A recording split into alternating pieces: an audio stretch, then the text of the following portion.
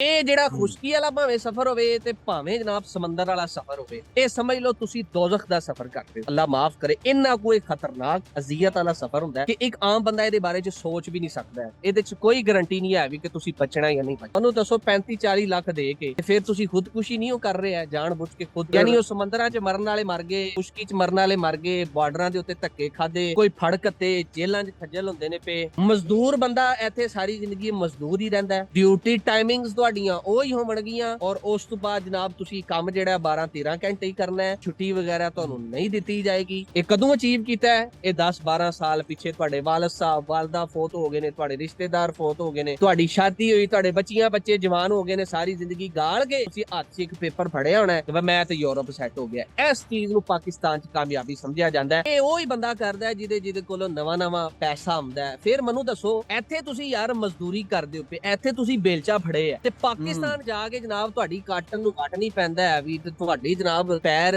ਜਿਹੜਾ ਜ਼ਮੀਨ ਤੇ ਨਹੀਂ ਲੱਗਦੇ ਆ। ਤੁਸੀਂ ਫਿਰ ਉਹ ਹੀ ਚੀਜ਼ ਦੱਸੋ ਨਾ ਪਾਕਿਸਤਾਨ 'ਚ ਵੀ ਜਾ ਕੇ ਜੋ ਤੁਸੀਂ ਇੱਥੇ ਹੋ। ਇੱਥੇ ਤੁਸੀਂ ਜਨਾਬ ਅੱਲਾ ਮਾਫ ਕਰੇ ਜਿਹੜੇ ਤੁਸੀਂ ਕੰਮ ਤੇ ਕਰਦੇ, ਹੁਣ ਮੈਂ ਦੱਸਣਾ ਨਹੀਂ ਚਾਹੁੰਦਾ ਹੈ ਵੀ, ਤੇ ਪਾਕਿਸਤਾਨ 'ਚ ਜਾ ਕੇ ਤੁਸੀਂ ਫਿਰ ਇਹ 2 ਨੰਬਰੀ ਤੇ ਮੁਨਾਫਕਤ ਨਾ ਕਰੋ। ਵੀ ਕਿਹੋ ਜਿਹੀਆਂ ਮੁਸ਼ਕਿਲਾਤ ਨੇ ਉੱਥੇ, ਕੋਈ ਐ ਨਹੀਂ ਸੜਕਾਂ ਦੇ ਪੈਸੇ ਨਹੀਂ ਪਏ ਹੋਏ ਜਿਹੜੇ ਤੁਸੀਂ ਫੜ ਕੇ ਜੇਬਾਂ ਹੀ ਪਾ ਲੈਣੇ ਨੇ। ਕਿੰਨੇ ਸਾਲ ਤੁਸੀਂ ਇੱਕ ਜ਼ਲਾਲਤ ਦੇ ਉੱਥੇ ਕੱਟਨੇ ਨੇ, ਠੀਕ ਹੈ, ਕੈਦੋ ਬੰਦ, ਮਤਲਬ ਤੇ ਕਨਵਰਟ ਕਰਨ ਤੋਂ ਬਾਅਦ ਜਦੋਂ ਉਹ ਮੁੰਡੇ ਪਾਕਿਸਤਾਨ 'ਚ ਪੈਸੇ ਟੋਰ ਕੇ ਕੁੱਲੀ ਕੁੱਲਾ ਬਣਾ ਲੈਂਦੇ ਨੇ, ਕੋਠੀ ਛੋਟੀ ਬਣਾ ਲੈਂਦੇ ਨੇ, ਗੱਡੀ ਛੱਡੀ ਲੈ ਲੈਂਦੇ ਨੇ, ਉਹ ਜਿਹੜੀ ਚੀਜ਼ ਵੇਖ ਕੇ ਨਾ ਤੇ ਅੱਗੇ ਫਲੈਕਸ ਮਾਰਨ ਦਾ ਸਾਡੇ ਜਵਾਨਾਂ ਨੂੰ ਸ਼ੌਕ ਹੁੰਦਾ ਹੈ, ਤੇ ਇਹਨਾਂ ਦੇ ਮੂੰਹ 'ਚ ਪਾਣੀ ਆਉਂਦਾ, ਇਹਨਾਂ ਦੀਆਂ ਰੇਲਾਂ ਡਿਗਲਦੀਆਂ ਵਾ ਕਿਸੇ ਤਰੀਕੇ ਅਸੀਂ ਵੀ ਪਹੁੰਚ ਜਾਈਏ। ਬਾਈ ਐਸ ਮੁੰਡੇ ਨੇ ਤੇ ਲਹਿਰਾਂ ਬਹਿਰਾਂ ਕੱਟੜੀਆਂ ਨੇ 2-3 ਸਾਲਾਂ ਦੇ ਵਿੱਚ। जी अस्सलाम वालेकुम नाजरीन, नया दौर के साथ मैं हूं सलीम अहमद और मेरे साथ मौजूद हैं इस वक्त यूरोप से माज अहमद। माज अहमद पाकिस्तान से जाकर भी पाकिस्तान से जुड़े हुए हैं और अपनी ज़ुबान के साथ जुड़े हुए हैं। तो ये व्लॉग करते हैं वहाँ पर पंजाबी की ज़ुबान में, और इनका मैं डंकी पर एक व्लॉग देख रहा था कि डंकी लगाकर जो लोग बाहर जाते हैं उनकी ज़िंदगियाँ कैसे होती हैं। तो मां साहब, क्योंकि तुसी तो पंजाबी च गल करते हो ਤੇ ਅਸੀਂ ਵੀ ਫਿਰ ਤੁਹਾਡੇ ਨਾਲ ਪੰਜਾਬੀ ਵਿੱਚ ਗੱਲ ਕਰਾਂਗੇ। ਇਹ ਜ਼ਰਾ ਲੋਕਾਂ ਨੂੰ ਸਮਝਾਓ, ਇਹ ਜਿਹੜੇ ਲੋਕੀ ਡੰਕੀ ਲਾਉਂਦੇ ਨੇ, ਜਿਹੜੇ ਲੱਖਾਂ ਲਾ ਕੇ ਜਾਂਦੇ ਨੇ, ਜ਼ਿੰਦਗੀਆਂ ਵੀ ਬਰਬਾਦ ਕਰਦੇ ਨੇ, ਕੋਈ ਤੇ ਰਾਵਾਂ ਵਿੱਚ ਹੀ ਰੁੱਲ ਜਾਂਦੇ ਨੇ। ਜੇ ਅਗਰ ਪਹੁੰਚ ਜਾਂਦੇ ਨੇ, ਉਹਨਾਂ ਦੀ ਜ਼ਿੰਦਗੀ ਕਿਹੋ ਜਿਹੀ ਹੁੰਦੀ ਹੈ? ਤੁਸੀਂ ਉੱਥੇ ਬੈਠੇ ਹੋ, ਤੁਸੀਂ ਅਬਜ਼ਰਵ ਕਰਦੇ ਪਏ ਹੋ ਚੀਜ਼ਾਂ ਨੂੰ, ਫਿਰ ਤੁਸੀਂ ਉਸ ਇਲਾਕੇ ਨਾਲ ਤਾਲੁਕ ਰੱਖਦੇ ਹੋ। ਮਾਜ਼ ਬਾਈ ਦਾ ਜਿਹੜਾ ਇਲਾਕਾ ਵੇ ਗੁਜਰਾਤ ਹੈ, ਇਹ ਉਹ ਵਾਲੀ ਬੈਲਟ ਹੈ ਜਿੱਥੇ ਦੇ ਲੋਕ ਸਭ ਨਾਲੋਂ ਜ਼ਿਆਦਾ ਜਾਂਦੇ ਨੇ ਡੰਕੀ ਲਾਉਣ। ਵਿੱਚ ਹੀ ਸਾਡਾ ਹਫਜ਼ਾਬਾਦ ਵੀ ਸ਼ਾਮਲ ਹੈ। ਮੇਰਾ ਇਲਾਕਾ ਜਿਹੜਾ ਜਿੱਥੋਂ ਤੋਂ ਮੈਂ ਤਾਲੁਕ ਰੱਖਣਾ ਉਹ ਹਫਜ਼ਾਬਾਦ ਹੈ, ਤੇ ਹੁਣ ਅਸੀਂ ਤੁਹਾਡੀ ਡਿਵੀਜ਼ਨ ਦਾ ਵੀ ਵੈਸੇ ਹਿੱਸਾ ਬਣ ਚੁੱਕੇ ਹਾਂ, ਗੁਜਰਾਤ ਡਿਵੀਜ਼ਨ 'ਚ ਆ ਚੁੱਕੇ ਹਾਂ, ਤੇ ਫਿਰ ਇੱਕੋ ਹੀ ਗੱਲ ਹੋ ਗਈ। ਤੇ ਇਹ ਸਾਡੇ ਇਲਾਕੇ ਦੇ ਲੋਕ, ਇਹਨੂੰ ਕਿਹੜਾ ਇੰਨਾ ਜਨੂਨ ਚੜਿਆ ਕਿ ਲੱਖਾਂ ਲਾਉਂਦੇ ਨੇ ਤੇ ਜ਼ਿੰਦਗੀਆਂ ਵੀ ਬਰਬਾਦ ਕਰਦੇ ਨੇ, ਤੇ ਉੱਥੇ ਜਾ ਕੇ ਇਹਨਾਂ ਨੂੰ ਕਿਵੇਂ ਦੀ ਲਾਈਫ ਮਿਲਦੀ ਹੈ? ਤੁਸੀਂ ਜ਼ਰਾ ਦੱਸੋ। ਇਹ ਜਿਹੜੇ ਲੋਕ ਬੱਚੇ ਆਪਣੇ ਮਾਂ-ਬਾਪ ਦਾ ਜ਼ੇਨ ਤਿਆਰ ਕਰਦੇ ਪਏ ਨੇ, ਜਾਂ ਮਾਂ-ਬਾਪ ਤਿਆਰ ਕਰਕੇ ਬੈਠੇ ਨੇ, ਜਾਂ ਉਹ ਕਹਿੰਦੇ ਪਏ ਇੱਥੇ ਕੁਛ ਵੀ ਨਹੀਂ ਹੈ, ਅਸੀਂ ਬਾਹਰ ਜਾ ਕੇ ਬਸ ਇੱਕ ਵਾਰੀ ਟੁਰ ਜਾਈਏ ਸਹੀ ਤੇ ਅਸੀਂ ਤੇ ਲਹਿਰਾ ਬਹਿਰਾ ਕਰਾ ਦਾਂਗੇ। ਦੱਸੋ ਹਾਂ ਜ਼ਰਾ ਤੁਸੀਂ ਮਾਂ ਸਾਹਿਬ, ਜ਼ਰਾ ਲੋਕਾਂ ਨੂੰ, ਕਿਉਂਕਿ ਤੁਸੀਂ ਤੇ ਉੱਥੇ ਸਾਹਮਣੇ ਬੈਠੇ ਹੋ, ਤੁਸੀਂ ਤੇ ਹਜ਼ਾਰਾਂ ਕੇਸ ਆਪਣੇ ਸਾਹਮਣੇ ਵਹਿੰਦੇ ਹੋਵੋਗੇ ਕਿ ਹੁੰਦਾ ਕੀ ਹੈ ਲੋਕਾਂ ਨਾਲ। ਹਾਂਜੀ ਸਲੀਮ ਭਾਈ, ਪਹਿਲੇ ਤੇ ਬੜੀ ਮਿਹਰਬਾਨੀ ਜਨਾਬ, ਤੁਸੀਂ ਸਾਨੂੰ ਮੌਕਾ ਦਿੱਤਾ ਹੈ ਇਹ ਬੜੇ ਇੰਪੋਰਟੈਂਟ ਟੌਪਿਕ ਤੇ ਗੱਲ ਕਰਨ ਦਾ, ਔਰ ਸਵਾਦ ਵੀ ਪੰਜਾਬੀ 'ਚ ਗੱਲ ਕਰਨ ਦਾ ਆਵੇਗਾ। ਤੇ ਇਹ ਜਿਹੜੀ ਤੁਸੀਂ ਪਹਿਲੇ ਨੰਬਰ ਤੇ ਗੱਲ ਕੀਤੀ ਹੈ ਨਾ ਕਿ ਜੀ ਇਹ ਗੁਜਰਾਤ, ਗੁਜਰਾਂਵਾਲਾ, ਹਾਫਜ਼ਾਬਾਦ, ਜੇਹਲਮ, ਰਾਵਲਪਿੰਡੀ, ਇਹ ਜਿਹੜੀ ਸੈਂਟਰਲ ਪੰਜਾਬ ਦੀ ਬੈਲਟ ਕਹਿ ਲਓ, ਇੱਥੇ ਹੀ ਲੋਕਾਂ ਨੂੰ ਜ਼ਿਆਦਾ ਅੱਜ ਹਾਂ, ਇਸ ਲਈ ਅਸੀਂ ਪੰਜਾਬੀ ਵਿੱਚ ਹੀ ਤੁਹਾਡੇ ਨਾਲ ਵੀ ਕਰਨੇ ਪਏ। ਤੁਹਾਨੂੰ ਇਹ ਨਹੀਂ ਕਿ ਰਿਕੁਐਸਟ ਕੀਤੀ ਕਿ ਉਰਦੂ ਵਿੱਚ ਕਰੋ, ਲੋਕਾਂ ਨੂੰ ਵੀ ਗੱਲ ਸਮਝ ਆ ਜਾਏ, ਲੋਕ ਦੇਖ ਲੈਣਗੇ ਨਾ, ਤੇ ਕਮ ਸੇ ਕਮ ਉਹਨਾਂ ਨੂੰ ਇੰਨਾ ਅੰਦਾਜ਼ਾ ਹੋ ਜਾਏਗਾ ਕਿ ਸਾਨੂੰ ਡੰਕੀ ਲਾਣੀ ਚਾਹੀਦੀ ਹੈ ਜਾਂ ਨਹੀਂ ਲਾਣੀ ਚਾਹੀਦੀ। ਠੀਕ ਹੈ ਜੀ। ਤੇ ਮੈਨੂੰ 2 ਸਾਲ ਪਹਿਲੇ, ਮੈਂ ਆਵਾਮ ਨੂੰ ਥੋੜਾ ਜਿਹਾ ਦੱਸਦਾ ਵੀ ਮੈਂ ਐਵੇਂ ਗੱਲ ਨਹੀਂ ਪਿਆ ਕਰਦਾ, ਮੈਨੂੰ 2 ਸਾਲ ਹੋ ਗਏ ਨੇ ਇੱਥੇ ਯੂਰਪ ਦੇ ਮੁਲਕ ਸਪੇਨ 'ਚ ਰਹਿੰਦੇ ਆ। ਔਰ ਇੱਕ ਸਵਾਲ ਲੋਕ ਬੜਾ ਕਰਨਗੇ ਇਸ ਵੀਡੀਓ ਦੇ ਵਿੱਚ ਕਿ ਭਾਈ ਬਾਈ ਤੁਸੀਂ ਉੱਥੇ ਕੀ ਪੇ ਕਰਦੇ ਹੋ, ਤੇ ਮੈਂ ਉਹਨਾਂ ਨੂੰ ਪਹਿਲੇ ਦੱਸ ਦਿਆਂ, ਮੈਂ ਲੀਗਲ ਵੀਜ਼ੇ ਤੇ ਆਇਆ ਸੀ ਇੱਥੇ, ਮੈਂ ਡੰਕੀ ਲਾ ਕੇ ਨਹੀਂ ਆਇਆ। ਅਸੀਂ ਸਿਰਫ ਬੰਦਿਆਂ ਨੂੰ ਰੋਕਣਾ ਹੈ ਤੇ ਡੰਕੀ ਤੋਂ ਰੋਕਣਾ ਹੈ, ਔਰ ਰੋਕਣ ਦੀਆਂ ਵਜੂਹਾਤ ਇਹ ਤੁਹਾਨੂੰ ਅਸੀਂ ਇਸ ਵੀਡੀਓ 'ਚ ਦੱਸਾਂਗੇ। ਤੇ ਸਲੀਮ ਭਾਈ, ਇਹ ਪਹਿਲਾ ਜਿਹੜਾ ਤੁਹਾਡਾ ਨੁਕਤਾ ਸੀ ਨਾ, ਉਹ ਮੈਂ ਉਹਦੇ ਨਾਲ ਐਗਰੀ ਕਰਨਾ। ਇਹ ਸਾਡਾ ਜਿਹੜਾ ਇਹ ਬੈਲਟ ਹੈ ਨਾ, ਗੁਜਰਾਤ ਵਾਲਾ ਏਰੀਆ, ਮੰਡੀ, ਬਾਵਲਦੀਨ, ਇਹਨਾਂ ਨੂੰ ਜੂਨ ਹੈ, ਤੇ ਸਾਡਾ ਪਹਿਲਾ ਤੇ ਜਿਹੜਾ ਪੁਆਇੰਟ ਹੈ ਉਹ ਤੇ ਇੱਥੋਂ ਹੀ ਕਲੀਅਰ ਹੋ ਜਾਂਦਾ ਹੈ ਕਿ ਅਗਰ ਪੈਸਿਆਂ ਦਾ ਹੀ ਮਸਲਾ ਹੋਵੇ, ਰੋਜ਼ਗਾਰ ਦਾ ਹੀ ਮਸਲਾ ਹੋਵੇ, ਹਾਲਾਤ ਦਾ ਹੀ ਮਸਲਾ ਹੋਵੇ ਡੰਕੀ ਲਾਉਣ ਦੀ ਵਜ੍ਹਾ, ਤੇ ਫਿਰ ਪੂਰਾ ਪਾਕਿਸਤਾਨ ਵੀ ਤੇ ਹੈ ਨਾ, ਉਥੋਂ ਲੋਕ ਡੰਕੀ ਨਹੀਂ ਲਾਉਂਦੇ, ਇੱਥੇ ਵਾਲੋਂ ਨਹੀਂ ਆਖਰ ਆਈ ਆ, ਤਾਂ ਮਤਲਬ ਇੱਥੇ ਕੋਈ ਗੱਲ ਹੈ ਏ ਤਾਂ ਲੋਕ ਡੰਕੀ ਲਾਉਂਦੇ ਨੇ। ਅੱਛਾ, ਉਹ ਗੱਲ ਜਨਾਬ ਕੀ ਹੈ, ਮੇਨ ਜਿਹੜੀ ਡੰਕੀ ਲਾਉਣ ਦੀ ਵਜ੍ਹਾ ਹੈ ਉਹ ਸਿਰਫ ਰੁਝਾਨ, ਕਿ ਸਾਡੇ ਇਲਾਕੇ ਦੇ ਵਿੱਚ ਡੰਕੀ ਦਾ ਰੁਝਾਨ ਬੜਾ ਹੈ। ਔਰ ਉਸ ਰੁਝਾਨ ਦੀ ਵਜ੍ਹਾ ਇਹ ਵੇ ਕਿ ਜਿਹੜੇ ਬੰਦੇ ਇੱਥੇ ਡੰਕੀ ਲਾ ਕੇ ਪਹੁੰਚ ਆਉਂਦੇ ਨੇ ਨਾ, ਮੈਂ ਇੱਥੇ ਆ ਕੇ ਤੁਹਾਨੂੰ ਲਾਈਫ ਦੱਸਣਾ ਉਹਨਾਂ ਦੀ ਕੀ ਹੁੰਦੀ ਹੈ, ਲੇਕਿਨ ਚੂੰਕਿ ਉਹ ਅਸੀਂ ਯੂਰੋ ਨੂੰ ਪਾਕਿਸਤਾਨ ਰੁਪੀਸ 'ਚ ਕਨਵਰਟ ਕਰਨੇ ਆ, ਤੇ ਕਨਵਰਟ ਕਰਨ ਤੋਂ ਬਾਅਦ ਜਦੋਂ ਉਹ ਮੁੰਡੇ ਪਾਕਿਸਤਾਨ 'ਚ ਪੈਸੇ ਟੋਰ ਕੇ ਕੁੱਲੀ ਕੁੱਲਾ ਬਣਾ ਲੈਂਦੇ ਨੇ, ਕੋਠੀ ਛੋਟੀ ਬਣਾ ਲੈਂਦੇ ਨੇ, ਗੱਡੀ ਛੱਡੀ ਲੈ ਲੈਂਦੇ ਨੇ, ਉਹ ਜਿਹੜੀ ਚੀਜ਼ ਵੇਖ ਕੇ ਨਾ ਤੇ ਅੱਗੇ ਫਲੈਕਸ ਮਾਰਨ ਦਾ ਸਾਡੇ ਜਵਾਨਾਂ ਨੂੰ ਸ਼ੌਕ ਹੁੰਦਾ ਹੈ, ਤੇ ਇਹਨਾਂ ਦੇ ਮੂੰਹ 'ਚ ਪਾਣੀ ਆਉਂਦਾ, ਇਹਨਾਂ ਦੀਆਂ ਰੇਲਾਂ ਡਿਗਲਦੀਆਂ ਵਾ ਕਿਸੇ ਤਰੀਕੇ ਅਸੀਂ ਵੀ ਪਹੁੰਚ ਜਾਈਏ ਬਾਈ, ਐਸ ਮੁੰਡੇ ਨੇ ਤੇ ਲਹਿਰਾਂ ਬਹਿਰਾਂ ਕਰ ਛੜੀਆਂ ਨੇ 2-3 ਸਾਲਾਂ ਦੇ ਵਿੱਚ। ਲੇਕਿਨ ਉਹ ਜਿਹੜੀ ਸਿਚੁਏਸ਼ਨ ਮੈਂ ਤੁਹਾਨੂੰ ਦੱਸਾਂਗਾ, ਅਗਰ ਉਹ ਸਮਝ ਲੈਣ ਨਾ, ਫਿਰ ਇਸ ਚੀਜ਼ ਦਾ ਉਹ ਨਾਂ ਨਹੀਂ ਲੈਣਗੇ। ਫਿਰ ਇੱਥੇ ਜਿਹੜੇ ਆ ਜਾਂਦੇ ਨੇ ਨਾ, ਉਹਨਾਂ ਕੋਲ ਆਪਸ਼ਨ ਆਪਣੀ ਪਾਕਿਸਤਾਨੀ ਆਵਾਮ ਨੂੰ ਸਾੜਨ ਦਾ ਇਹ ਹੀ ਹੁੰਦਾ ਹੈ ਕਿ ਅਸੀਂ ਕਿਸੇ ਤਰੀਕੇ ਕੋਈ ਫੋਟੋ ਚਾੜੀਏ, ਕੋਈ ਵੀਡੀਓ ਟਿਕਟੌਕ ਤੇ ਚਾੜੀਏ ਤੇ ਆਵਾਮ ਨੂੰ ਵਹਾਈਏ। ਕਦੀ ਵੀ ਉਹ ਇਹ ਨਹੀਂ ਦੱਸਣਗੇ ਕਿ ਸਾਡੀ ਇੱਥੇ ਜ਼ਿੰਦਗੀ ਕਿੰਜ ਦੀ ਚੱਲਦੀ ਹੈ ਪਈ, ਜਾਂ ਅਸੀਂ ਕੰਮ ਕਿਹੜਾ ਪਿਆ। ਉਹ ਕੀ ਦਿਖਾਣ ਦੇ ਕੋਈ ਮਹੀਨੇ ਡੇਢ ਬਾਅਦ ਜਿਹੜੀ ਕੋਈ ਫੋਟੋ ਹੋਵੇਗੀ ਉਹ ਚਾੜ ਦੇਣਗੇ, ਉਹ ਕੋਈ ਵੀਡੀਓ ਚਾੜ ਦੇਣਗੇ, ਤੇ ਸਾਡੇ ਜਿਹੜੇ ਬੱਚੇ ਨੇ ਉਹ ਉੱਥੇ ਪਿੱਛੇ ਉਹਨਾਂ ਦੀਆਂ ਰੇਲਾਂ ਡਿੱਗਲਦਾ। ਫਿਰ ਇੱਕ ਹੋਰ ਸਭ ਤੋਂ ਵੱਡੀ ਗੱਲ ਇਹ ਵੇ ਕਿ 18-20 ਸਾਲ ਤੋਂ ਥੱਲੇ ਵਾਲੀ ਆਵਾਮ ਹੀ ਹੈ ਜਿਹੜੀ ਡੰਕੀ ਲਾ ਰਹੀ ਹੈ ਮੈਜੋਰਿਟੀ ਦੇ ਵਿੱਚ, ਥੋੜੇ ਵਿੱਚ ਹੁੰਦੇ ਨੇ ਵੱਡੇ। 12-13 ਸਾਲ ਵਾਲਿਆਂ ਨੂੰ ਕਿਹੜੀ ਐਡੀ ਆਹਰ ਆਈ ਹੈ ਡੰਕੀ ਲਾਉਣ ਦੀ? ਸਿਰਫ ਵਜ੍ਹਾ ਮੇਨ ਇਹ ਵੇ ਫਲੈਕਸ ਮਾਰਨ ਵਾਸਤੇ, ਪੈਸੇ ਦੀ ਲਾਲਚ ਵੇਖ ਕੇ ਤੇ ਸਬਜ਼ ਬਾਗ ਵੇਖ ਕੇ, ਕਿਉਂਕਿ ਉਹਨਾਂ ਨੂੰ ਕੋਈ ਹਕੀਕਤ ਨਹੀਂ ਦੱਸਦਾ ਹੈ।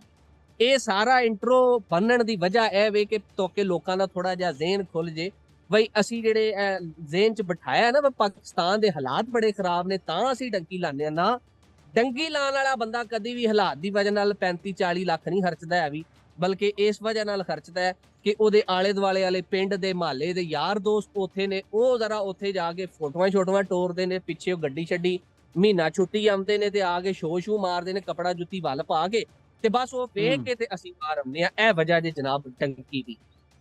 ਤੇ ਦੂਜੀ ਗੱਲ ਤੁਸੀਂ ਕੀਤੀ ਸੀ ਕਿ ਡੰਕੀ ਵਾਲੇ ਇੱਥੇ ਆ ਕੇ ਕੀ ਫੇਸ ਕਰਦੇ ਨੇ ਸਿਚੁਏਸ਼ਨ, ਜਾਂ ਕੁਝ ਐਡ ਕਰਨਾ ਚਾਹੋਗੇ ਤੁਸੀਂ ਵੀ ਵਿੱਚ? ਹਾਂ, ਇਹੀ ਮੈਂ ਕਿਹਾ ਸੀ ਕਿ ਬਈ ਇੱਥੇ ਜਾ ਕੇ ਲੋਕਾਂ ਨੂੰ ਆ ਕੇ ਡੰਕੀ ਲਾ ਕੇ ਇੱਕ ਵਾਰੀ ਪਹੁੰਚ ਗਏ ਅਸੀਂ, ਠੀਕ ਹੈ, ਤੇ ਬਸ ਪਹੁੰਚ ਗਏ ਆ, ਤੇ ਹੁਣ ਯੂਰਪ 'ਚ ਅੱਗੇ ਸਾਡੇ ਦਰਖਤਾਂ ਦੇ ਪੈਸੇ ਲੱਗੇ ਨੇ, ਅਸੀਂ ਉਹ ਲਾਣੇ ਨੇ ਤੇ ਅਸੀਂ ਕਰਨੀ ਯਾਸ਼ੀ। ਇਹ ਲੋਕਾਂ ਨੂੰ ਦੱਸੋ ਕਿ ਅਗਰ ਤੁਸੀਂ ਪਹੁੰਚ ਜਾਂਦੇ ਹੋ ਉਸ ਤੋਂ ਬਾਅਦ ਤੁਹਾਡਾ ਕੀ ਹੁੰਦਾ ਹੈ। ਜੀ ਬਿਲਕੁਲ ਸ਼ੀਸ਼ੇਹਾਰ ਮੈਂ ਚੀਜ਼ਾਂ ਦੱਸਾਂਗਾ, ਇੱਕ ਵੀ ਗੱਲ ਗਲਤ ਹੋਵੇ ਮੈਂ ਉਸ ਚੀਜ਼ ਦਾ ਜ਼ਿੰਮੇਦਾਰ ਹਾਂ ਜਨਾਬ। ਔਰ ਅਗਰ ਨਹੀਂ ਵੀ ਲੋਕਾਂ ਨੂੰ ਯਕੀਨ, ਤੇ ਇਸ ਵੀਡੀਓ ਥੱਲੇ ਵੀ ਕਮੈਂਟਸ ਦੇਖ ਲਿਓ ਔਰ ਮੇਰੀ ਵੀ ਵੀਡੀਓ ਦੇਖ ਲਿਓ ਜਾ ਕੇ, ਲੋਕਾਂ ਥੱਲੇ ਐਗਰੀ ਕੀਤੇ, ਔਰ ਜਿਹੜੇ ਐਗਰੀ ਕਰਨ ਵਾਲੇ ਉਹ ਨੇ ਜਿਹੜੇ ਇਸ ਸਿਚੁਏਸ਼ਨ ਤੋਂ ਗੁਜ਼ਰ ਚੁੱਕੇ ਨੇ। ਸਿਰਫ ਮੈਂ ਦੱਸਣ ਵਾਲਾ ਤਾਂ ਵਾਂਗੇ ਮੈਨੂੰ ਝਾਗਾ ਕੋਈ ਨਹੀਂ ਕਿਸੇ ਦਾ। ਲੋਕ ਦੱਸਦੇ ਇੱਥੇ ਵਾਲੇ ਕਿਉਂ ਨਹੀਂ ਹਨ ਕਿ ਲੋਕਾਂ ਦਾ ਇੱਕ ਇਮੇਜ ਬਣਿਆ ਹੁੰਦਾ ਪਾਕਿਸਤਾਨ ਦੇ ਵਿੱਚ ਕਿ ਯਾਰ ਦੇਖੋ ਬਾਈ ਬੰਦਾ ਸਾਡੇ ਪਿੰਡ ਦਾ ਬਾਹਰ ਹੈ ਤੇ ਇਹਦੀ ਤੇ ਬੜੀ ਵੈਲਿਊ ਹੈ, ਤੇ ਜਰਮਨੀ ਹੈ ਤੇ ਇਟਲੀ ਹੈ। ਜੇ ਉਹ ਇਹ ਦੱਸੇ ਵਾ ਮੈਂ ਤੂੰ ਕਿਹੜੀ ਸਿਚੁਏਸ਼ਨ ਤੋਂ ਗੁਜ਼ਰਨਾ ਪਿਆ, ਫਿਰ ਤੇ ਉਹ ਆਪਣੇ ਢਿੱਡ ਤੋਂ ਕਬਰਾਂ ਚੁੱਕਦਾ ਪਿਆ। ਤੇ ਇੰਜ ਪਾਕਿਸਤਾਨੀ ਆਵਾਮ ਜਿਹੜੀ ਹੈ ਨਾ, ਉਹ ਨਹੀਂ ਚਾਹੁੰਦੀ ਕਿ ਅਸੀਂ ਜਿਹੜਾ ਉਹ ਪਿੱਛੇ ਐਕਸਪੋਜ਼ ਹੋ ਗਏ। ਹੁਣ ਜਨਾਬ ਮੇਨ ਜਿਹੜੀ ਗੱਲ ਹੈ ਕਿ ਡੰਕੀ ਤੇ ਫਰਜ਼ ਕਰੋ ਲਾ ਲਈ, ਪਹਿਲੇ ਨੰਬਰ ਤੇ ਮੇਰਾ ਭਾਈ ਜਿਹੜੇ ਮੁੰਡੇ ਡੰਕੀ ਲਾਉਂਦੇ ਨੇ ਨਾ, ਉਹ ਪਹਿਲੇ ਰਸਤਾ ਇਸਤੇਮਾਲ ਕਰਦੇ ਸੀ ਈਰਾਨ ਵਾਲਾ। ਈਰਾਨ ਤੋਂ ਜਨਾਬ ਬਾਰਡਰ ਕੋਇਟਾ ਤੋਂ ਕ੍ਰਾਸ ਕਰਕੇ ਈਰਾਨ, ਈਰਾਨ ਤੋਂ ਤੁਰਕੀ, ਤੁਰਕੀ ਤੋਂ ਯੂਨਾਨ, ਟੋਟਲ ਖੁਸ਼ਕੀ ਵਾਲਾ ਰਸਤਾ ਹੁੰਦਾ ਸੀ। ਔਰ ਤਕਰੀਬਨ ਸਨ 2001-2 ਤੋਂ ਲੈ ਕੇ 2016, 17, 18 ਤੱਕ ਜਨਾਬ ਬਹੁਤ ਜ਼ਿਆਦਾ ਉਹ ਰਸਤਾ ਇਸਤੇਮਾਲ ਹੋਇਆ ਔਰ ਬਹੁਤ ਜ਼ਿਆਦਾ ਲੋਕ ਕਾਮਯਾਬ ਵੀ ਹੋ ਗਏ ਨੇ। ਕਾਮਯਾਬ ਇਸ ਸੂਰਤ 'ਚ ਕਿ ਸਿਰਫ ਡੰਕੀ ਲਾ ਕੇ ਅਗਾਂ ਪਹੁੰਚ ਗਏ ਨੇ। ਅੱਗੇ ਕੀ ਹੋਇਆ ਉਹ ਮੈਂ ਤੁਹਾਨੂੰ ਦੱਸਣਾ। ਦੂਸਰਾ ਜਨਾਬ, ਜਦੋਂ ਇਹ ਬਾਰਡਰ ਹੋਏ ਨੇ ਨਾ ਬੰਦ, ਹੁਣ ਰਸਤਾ ਜਿਹੜਾ ਇਸਤੇਮਾਲ ਪਾਕਿਸਤਾਨੀ ਕਰ ਰਹੇ ਨੇ, ਉਹ ਇਹ ਕਰ ਰਹੇ ਨੇ ਏਜੰਟਸ ਜਿਹੜੇ ਕੀ ਕਰਦੇ ਨੇ ਕਿ ਏਜੰਟ ਜਨਾਬ ਪਹਿਲੇ ਇਹ ਲੋਕ ਆਂਦੇ ਨੇ ਨਾ, ਏਜੰਟ ਲੋਕਾਂ ਨੂੰ ਕਾਇਲ ਕਰਦੇ ਨੇ, ਏਜੰਟਾਂ ਨੂੰ ਕੋਈ ਲੋੜ ਨਹੀਂ ਕਾਇਲ ਕਰਨ ਦੀ, ਹੈ ਵੀ ਨਾ ਹੀ ਉਹ ਕਰਦੇ ਨੇ। ਆਵਾਮ ਸਾਡੀ ਖੁਦ ਹੀ ਤਿਆਰ ਹੈ ਟੰਕੀਆਂ ਲਾਉਣ ਵਾਸਤੇ। ਅੱਛਾ, ਇਹ ਜਨਾਬ ਹੁੰਦਾ ਕੀ ਹੈ ਕਿ ਇਹ ਵੀਜ਼ਾ ਲਵਾਉਂਦੇ ਨੇ ਦੁਬਈ ਦਾ, ਦੁਬਈ ਤੋਂ ਜਨਾਬ ਫਿਰ ਇਹ ਲੀਬੀਆ ਦਾ ਵੀਜ਼ਾ ਲਵਾਉਂਦੇ ਨੇ, ਔਰ ਲੀਬੀਆ ਤੋਂ ਕਸ਼ਤੀ ਦੇ ਉੱਤੇ ਬਹਿ ਕੇ ਸਫ਼ਰ ਕਰਦੇ ਨੇ ਔਰ ਯੂਨਾਨ ਔਰ ਇਟਲੀ ਦੀ ਡੰਕੀ ਲਾਉਂਦੇ ਨੇ।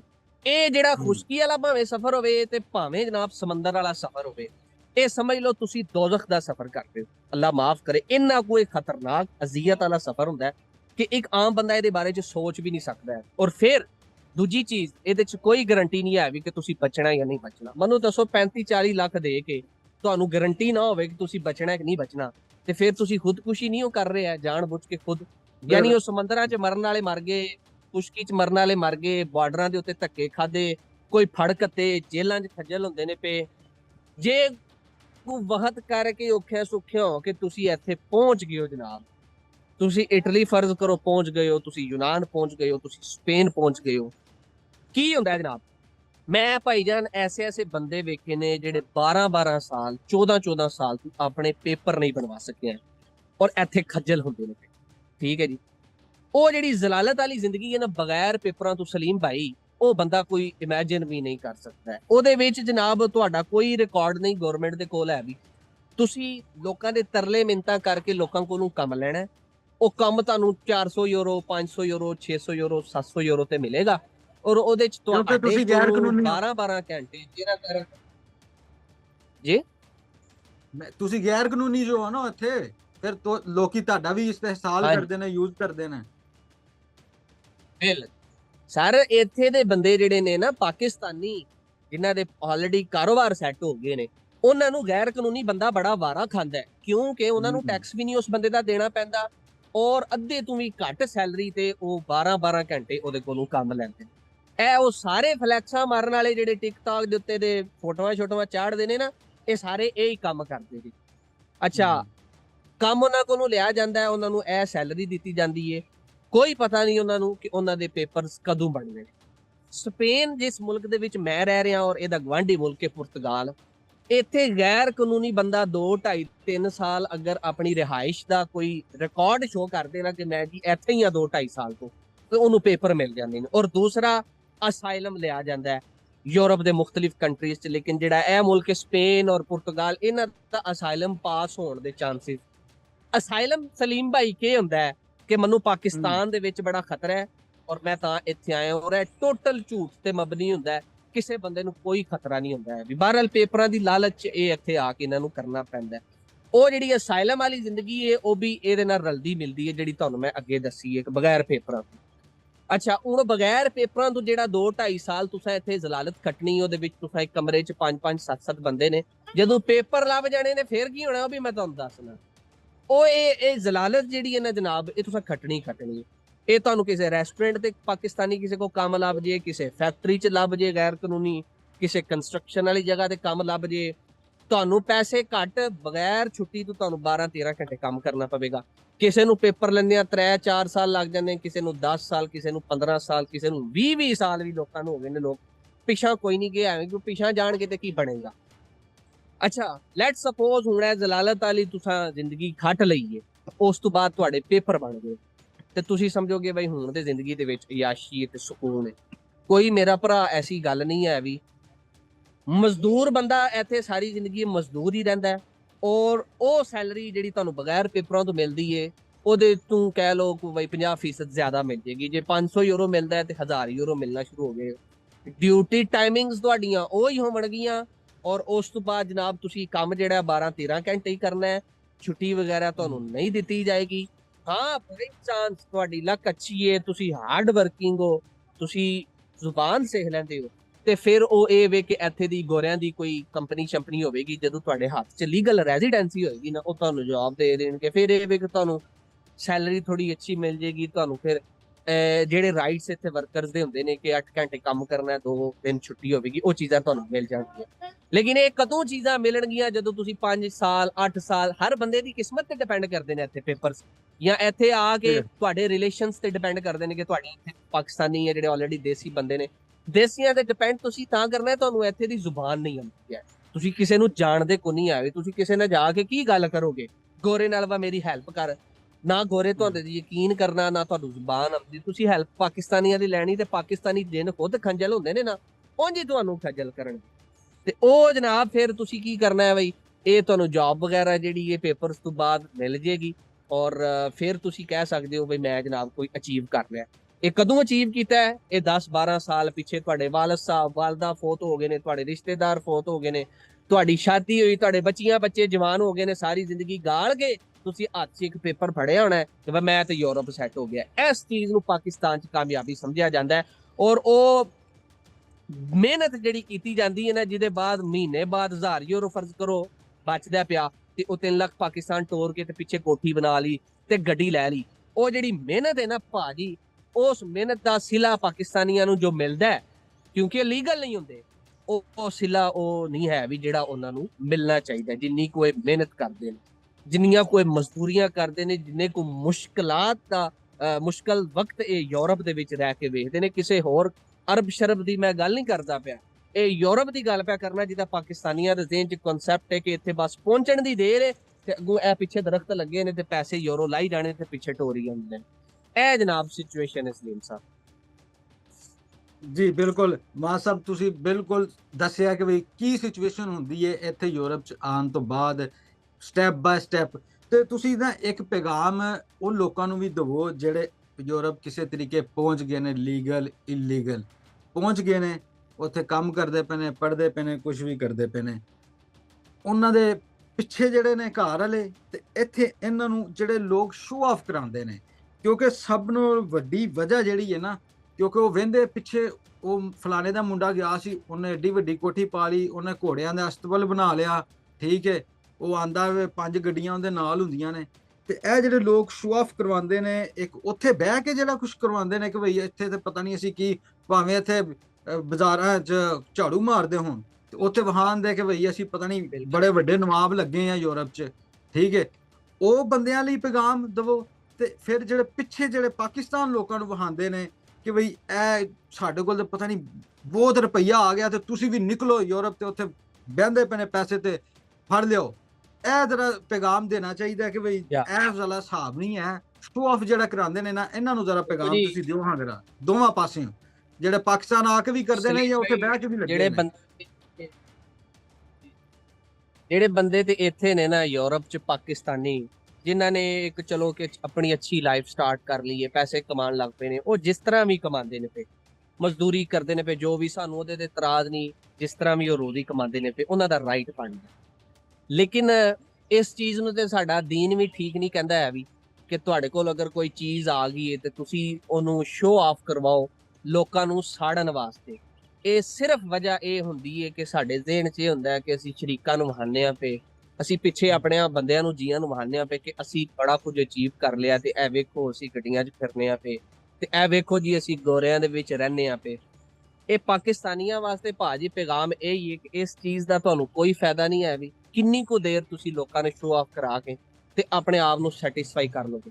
2-4 ਸਾਲ 5 ਸਾਲ ਇੱਕ ਸਟੇਜ ਲਾਈਫ ਦੀ ਆਉਣੀ ਹੈ, ਤੁਹਾਨੂੰ ਲੱਗਣਾ ਕਿ ਇਹ ਤਾਂ ਯਾਰ ਸਾਰੇ ਕੰਮ ਅਸੀਂ ਬੇਕਾਰ ਕਰਦੇ ਰਹੇ, ਇਹਨਾਂ ਦਾ ਤੇ ਕੋਈ ਫਾਇਦਾ ਨਹੀਂ ਹੈ ਵੀ। ਸਾਨੂੰ ਯਕੀਨ ਕਰੋ ਕੋਈ ਫਾਇਦਾ ਨਹੀਂ ਯਾਰ। ਤੁਹਾਡੇ ਕੋਲ ਪੈਸਾ ਆ ਗਿਆ, ਕਿਆ ਤੁਸੀਂ ਉਹ ਦੁਨੀਆ ਪੂਰੀ ਦੇ ਵਿੱਚ ਜਿਹਦੇ ਕੋਲ ਪੈਸਾ ਹੈ, ਕਿਸੇ ਹੋਰ ਕੋਲ ਪੈਸਾ ਨਹੀਂ ਹੈ ਵੀ। ਔਰ ਫਿਰ ਜ਼ਾਹਰੀ ਬਾਤ ਹੈ ਤੁਸੀਂ ਜਿਨ੍ਹਾਂ ਨੂੰ ਵਿਖਾਉਂਦੇ ਹੋ ਪਏ ਉਹ ਬੰਦੇ ਤੁਹਾਡੇ ਨਾਲੋਂ ਘੱਟ ਪੈਸੇ ਵਾਲੇ ਨੇ, ਗਰੀਬ ਨੇ। ਤੁਸੀਂ ਮੈਨੂੰ ਦੱਸੋ ਕਿਹੜਾ ਬਾਸ਼ਊਰ ਬੰਦਾ ਇਸ ਚੀਜ਼ ਨੂੰ ਠੀਕ ਸਮਝੇਗਾ ਕਿ ਤੁਸੀਂ ਗਰੀਬ ਬੰਦਿਆਂ ਨੂੰ ਸਾੜਨ ਵਾਸਤੇ, ਉਹਨਾਂ ਦੇ ਦਿਲ 'ਚ ਅੱਗ ਲਾਉਣ ਵਾਸਤੇ ਆਪਣੇ ਪੈਸੇ ਨੂੰ ਸ਼ੋਅ ਆਫ ਕਰਵਾਓ। ਤੁਹਾਡਾ ਪੈਸਾ ਤੁਹਾਡੀਆਂ ਜ਼ਰੂਰਤਾਂ ਵਾਸਤੇ ਹੁੰਦਾ ਹੈ, ਤੁਹਾਡਾ ਪੈਸਾ ਤੁਹਾਡੀ ਔਲਾਦ ਦੇ ਅੱਛੇ ਮੁਸਤਕਬਲ ਵਾਸਤੇ ਹੁੰਦਾ ਹੈ, ਲੋਕਾਂ ਨੂੰ ਸ਼ੋਅ ਆਫ ਕਰਵਾਉਣ ਵਾਸਤੇ ਨਹੀਂ ਹੁੰਦਾ। ਵਿਆਹਾਂ ਸ਼ਾਦੀਆਂ ਤੇ ਕਰੋੜਾਂ ਅਰਬਾਂ ਰੁਪਏ ਤੁਸੀਂ ਲਾ ਦਿੰਦੇ ਹੋ ਸਿਰਫ ਲੋਕਾਂ ਨੂੰ ਦਿਖਾਉਣ ਵਾਸਤੇ। ਇਹ ਬਾਹਰ ਦੇ ਬੰਦੇ ਯੂਰਪਾਂ ਦੇ ਜਿਹੜੇ ਪਾਕਿਸਤਾਨ ਜਾ ਕੇ ਵਿਆਹ ਕਰਦੇ ਨੇ ਤੇ ਪੈਸੇ ਡਾਂਦੇ ਨੇ ਫਿਰ ਵੀਡੀਓਜ਼ ਬਣਾ ਕੇ, ਯਾਰ ਉਸ ਬੰਦੇ ਦਾ ਕੀ ਕਸੂਰ ਹੈ ਜੀ? ਹੈਲੀਕਾਪਟਰ ਤੇ ਜਾ ਰਹੇ ਨੇ, ਫੋਨ ਸੁੱਟਦੇ ਨੇ, ਇਹ ਬਾਹਰ ਵਾਲੇ ਹੁੰਦੇ ਨੇ ਸਾਰੇ। ਬਿਲਕੁਲ ਇਹ ਜਹਾਲਤ ਹੈ ਨਾ ਸਰ। ਯਾਰ ਮੈਨੂੰ ਦੱਸੋ ਪਾਕਿਸਤਾਨ ਦੇ ਵਿੱਚ ਬੜਾ ਤਰਨਾਟ ਅਮੀਰ ਬੰਦਾ ਹੈ, ਮਲਕ ਰਿਆਜ਼ ਅਰੀ ਹੋ ਗਏ, ਯਾਰ ਮੀਆਂ ਮਨਸ਼ਾਰੀ ਹੋ ਗਏ, ਭਾਵੇਂ ਸਾਨੂੰ ਜੋ ਵੀ ਇਹਨਾਂ ਨਾਲ ਇਖਤਲਾਫ ਹੋਵੇ, ਜਿਹੜੇ ਜੱਦੀ ਪੁਸ਼ਤੀ ਅਮੀਰ ਬੰਦੇ ਨੇ, ਤੁਹਾਨੂੰ ਨਜ਼ਰ ਆਉਂਦਾ ਹੈ ਕਿ ਇਹ ਆਪਣਾ ਜਨਾਬ ਇੰਜ ਸ਼ਾਦੀਆਂ ਦੇ ਉੱਤੇ ਹਜ਼ਾਰਾਂ ਕਰੋੜਾਂ ਰੁਪਏ ਲੁਟਾਉਂਦੇ ਹੋਣ? ਇਹ ਉਹ ਹੀ ਬੰਦਾ ਕਰਦਾ ਜਿਹਦੇ ਕੋਲ ਨਵਾਂ ਪੈਸਾ ਆਉਂਦਾ ਹੈ। ਫਿਰ ਮੈਨੂੰ ਦੱਸੋ ਇੱਥੇ ਤੁਸੀਂ ਯਾਰ ਮਜ਼ਦੂਰੀ ਕਰਦੇ ਹੋ ਪਏ, ਇੱਥੇ ਤੁਸੀਂ ਬੇਲਚਾ ਫੜੇ ਹੈ, ਤੇ ਪਾਕਿਸਤਾਨ ਜਾ ਕੇ ਜਨਾਬ ਤੁਹਾਡੀ ਕਾਟਨ ਨੂੰ ਕੱਟ ਨਹੀਂ ਪੈਂਦਾ ਹੈ ਵੀ, ਤੇ ਤੁਹਾਡੀ ਜਨਾਬ ਪੈਰ ਜਿਹੜਾ ਜ਼ਮੀਨ ਤੇ ਨਹੀਂ ਲੱਗਦੇ ਹੈ। ਤੁਸੀਂ ਫਿਰ ਉਹ ਚੀਜ਼ ਦੱਸੋ ਨਾ ਪਾਕਿਸਤਾਨ 'ਚ ਵੀ ਜਾ ਕੇ ਜੋ ਤੁਸੀਂ ਇੱਥੇ ਹੋ। ਇੱਥੇ ਤੁਸੀਂ ਜਨਾਬ ਅੱਲਾ ਮਾਫ ਕਰੇ ਜਿਹੜੇ ਤੁਸੀਂ ਕੰਮ ਤੇ ਕਰਦੇ, ਹੁਣ ਮੈਂ ਦੱਸਣਾ ਨਹੀਂ ਚਾਹੁੰਦਾ ਹੈ ਵੀ, ਤੇ ਪਾਕਿਸਤਾਨ 'ਚ ਜਾ ਕੇ ਤੁਸੀਂ ਫਿਰ ਇਹ 2 ਨੰਬਰੀ ਤੇ ਇਹ ਮੁਨਾਫਕਤ ਨਾ ਕਰੋ।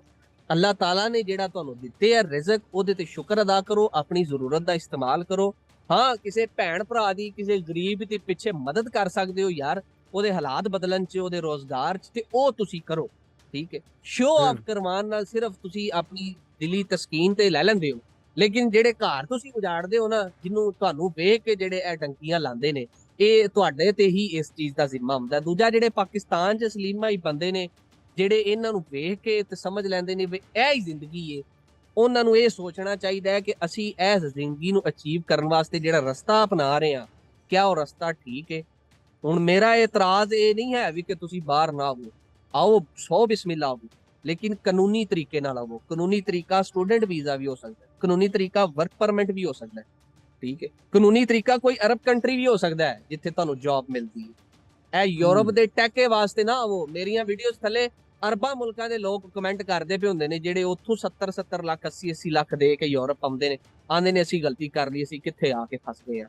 ਕਿਉਂਕਿ ਇੱਥੇ ਦੀ ਲਾਈਫ 'ਚ ਔਰ ਜਿਹੜਾ ਬੰਦਾ ਜਿਹਦੇ ਕੋਲ ਥੋੜਾ ਪੈਸਾ ਹੈ ਨਾ, ਔਰ ਪਾਕਿਸਤਾਨ 'ਚ ਰਹਿ ਰਿਹਾ ਜਾਂ ਯੂਰਪ 'ਚ ਅਰਬ ਮੁਲਕ 'ਚ ਰਹਿ ਰਿਹਾ, ਉਹ ਉਸ ਲਾਈਫ 'ਚ ਬਹੁਤ ਜ਼ਮੀਨ ਆਸਮਾਨ ਦਾ ਫਰਕ ਹੈ। ਬਹਰਹਾਲ ਪੁਆਇੰਟ ਤੇ ਵਾਪਸ ਆਉਂਦੇ ਆ, ਇਹ ਚੀਜ਼ ਵੇਖ ਕੇ ਤੁਸੀਂ ਨਾ ਆਵੋ ਔਰ ਨਾ ਆਪਣੇ ਜ਼ਿਹਨ 'ਚ ਇਹ ਜ਼ਿੰਦਗੀ ਬਿਠਾਓ ਕਿ ਬਈ ਉੱਥੇ ਜਾ ਕੇ ਤੇ ਬੜੀਆਂ ਅਯਾਸ਼ੀਆਂ ਨੇ।